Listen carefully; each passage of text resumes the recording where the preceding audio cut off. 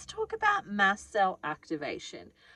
In my clinic, I am getting an influx of clients that have been diagnosed with something called mast cell activation. And so for me, when I look at mast cell activation, I look at it on a multiple different levels. And one of the things that I often do with clients is a lot of micro work, which is very, very gently making movements towards where we actually want to go when it comes to healing the body. And so I had got this question today, which was, what are some of the unknown things or lesser known things about mast cell activation? And for me, when I work on all the levels, in the sense where I think of all the levels, in the sense of like the physical element of like, what are the physical things that we need to do? What are the physical implications of this issue? What are the problems, etc., on a physical plane? But also, what about an emotional or spiritual space as well? And so when I was answering this question just off the top of my head, one of the things that I wanted to say is, for me, I like to look at some of these situations from the superpower perspective. And so people with mast cell activation are really sensitive people. So they're sensitive to all sorts of different things. So they can be sensitive to pollens in the environment. They can be sensitive to molds in their houses. They can be sensitive to food. They can be sensitive to fibers. They can be sensitive to smells. They can be sensitive to all sorts of different things. Energy, EMFs, etc. All of that, right? And where we are, how we do one thing is often how we do all things. So people who have got mast cell activation actually find that their superpower is often a lot of empathy. So they do have a lot of empathy, and they have the ability to actually sense changes in energy. So for example, let's say somebody new comes into the room, they're often the first person to sense it.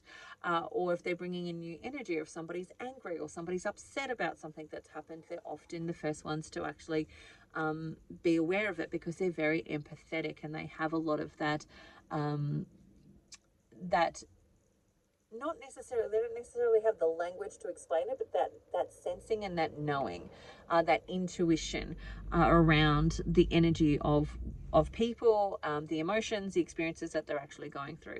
So from the superpower perspective, my perspective is these people are actually designed to be the super sensors.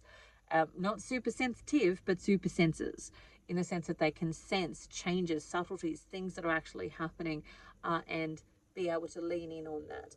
But in order to get to that place of being able to lean into it, we often have to get rid of all of the other stuff that's kind of in the way, which is the symptoms that they're actually experiencing.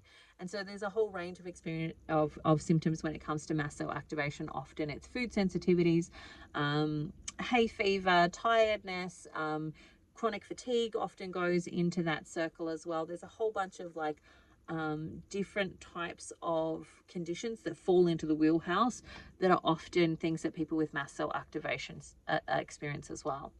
And so one part of my answer to that question of what are some of the lesser known things that people know about mast cell activation is that those people are actually designed to be like really empathetic people. And you know, how they might utilize that information could be vastly different depending on the individual and what space they're in. But so the superpower is they're sensitive in picking up on a lot of changes and a lot of things. I think about them a little bit like the canary in the coal mine, in that if they're feeling something, then the rest of us are, we just haven't worked it out yet. And so they are a bit of that canary in the coal mine of like, you know, if something's gone wrong for them, it's probably something here that's not actually healthy for all of us. And the other part of that is I look at it from that emotional, spiritual level. And in that emotional space, often what I'll find is that people with mast cell activation at some point in their life have been in a relationship or have had significant influence by a narcissist. So they might have been in a relationship with a narcissist. They might have been a child of a narcissist. They might have been at a school where one of the teachers that they had for several years in a row was narcissistic. And there's been some type of narcissistic sort of abuse or other physical abuse. So they might have been in an abusive relationship, for example. And so they're hyper protective. So they're on hyper alert and hyper protectiveness. And so their body is trying to protect them at a hyper level because there has been some injury and some pain and some hurt previously in their life. And so that's another part of the journey that I tend to work on with those clients. But then the other thing that I like to tell people about mast cell activation is the wording of mast cell activation really is an immune language. It's the language of the immune system. And so those words are all about the immune system, which gives this idea that this is a problem only of the immune system, when really it's often a problem of the liver. And, that can often come back to things like the MTHFR gene mutation and so on. But it's really a problem of the liver, and the liver is overwhelmed and has been overwhelmed for often significant periods of time. So a lot of these people, when I start to track back, like, what was life like when you were a little person?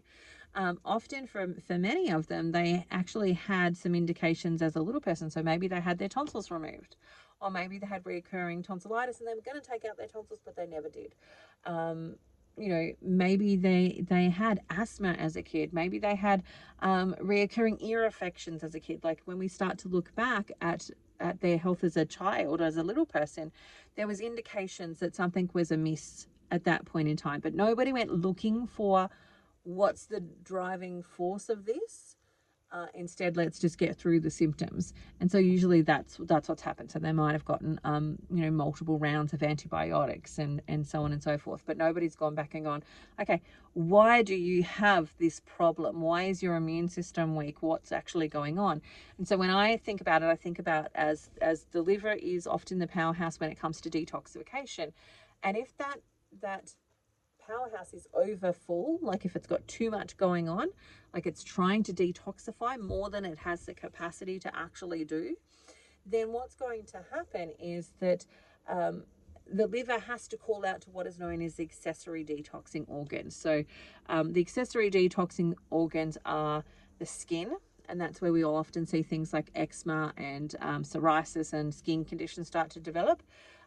Another accessory organ is the lungs. So that's where we often see recurring things like bronchitis, tonsillitis, asthma, recurring chest infections, etc., because the lungs doing more than just what the lungs are meant to do. They're also getting rid of a lot more toxins than they're actually designed to do on a long-term basis. The bowels. So we might end up with IBS or irritable bowel syndrome or hemorrhoids or constipation or any of those types of issues. And then we've got the renal system, so the kidneys and the bladder, and that's where we might see recurring bladder infections, might be where we have different issues when it comes to the bladder, etc., like, incontinence, etc. And then we have high blood pressure fits into that as well. So anything to do with the kidneys often has to do with, can have changes in blood pressure, etc. And then the last one is the immune system. So the immune system is called in to help with some of these detoxification work. And we want all these accessory organs to do that. We want them to be able to do that, because in a scenario where, let's say, you've eaten something or you've drunk something that has got toxins in it, like poison, for example, you want all of your accessory detoxing organs to jump in and help keep you alive. You want them to get rid of those toxins as quickly as possible so that you don't actually die from them. And we want the body to be able to do that. And it has the capacity to do that. But on a long-term basis, that's where problems start to happen. So instead of like the immune system jumping in on that random time where you've taken a toxin and you need to get it out of your system really quickly, instead of just helping out with that situation, your body has been asked, or your immune system has been asked to help with detoxification on a regular basis, on a daily basis.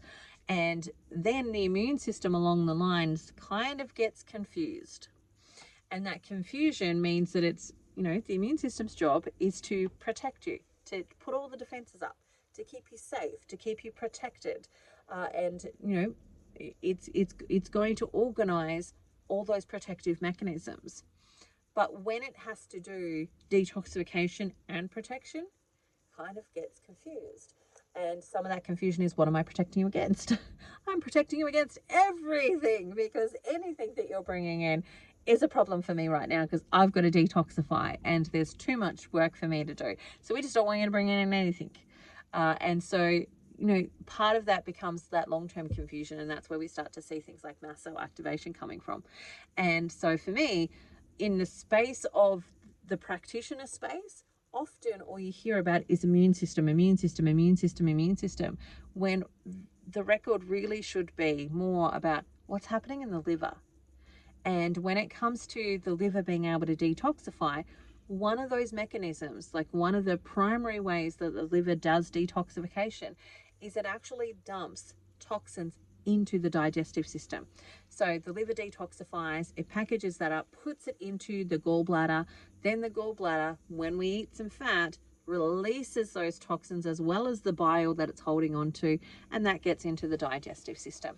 So the liver and the digestive system are the two main things that we actually need to focus on when we're healing mast cell activation, because the retraining of the immune system can't really properly happen until we've gotten rid of the upstream problem, which is the liver is overworked, it needs to detoxify, and the immune system has to help it with that job, because its normal pathways aren't sufficient for what is actually coming in, or its capacity, or what it has capacity to actually get rid of, because maybe there's limited nutrients coming in, maybe there's heavy toxins that are coming in, maybe the person's living in a toxic environment that's keeping them in a state of stress, versus being able to enter into a place of rest.